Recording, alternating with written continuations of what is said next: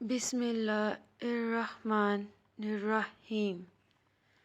تمہاری تنہائی تمہیں جس طرف مائل کرتی ہے، بس وہی تمہارے اندر کی حقیقت ہے۔ پیالہ چاٹنا۔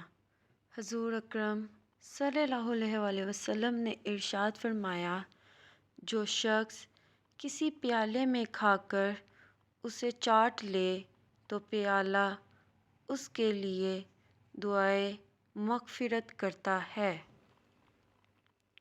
نیت کتنی بھی اچھی ہو، دنیا تم کو تمہارے دکھاوے سے جانتی ہے، اور دکھاوا کتنا بھی اچھالو، اللہ تم کو تمہاری نیت سے جانتا ہے۔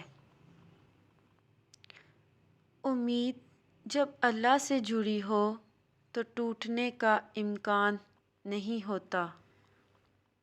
بیوی کا تحفہ۔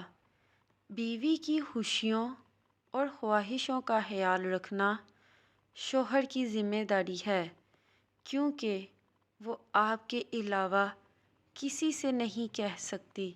شوہر کا پیار، وقت، توجہ ہی بیوی کے لیے سب سے بہترین تحفہ ہے۔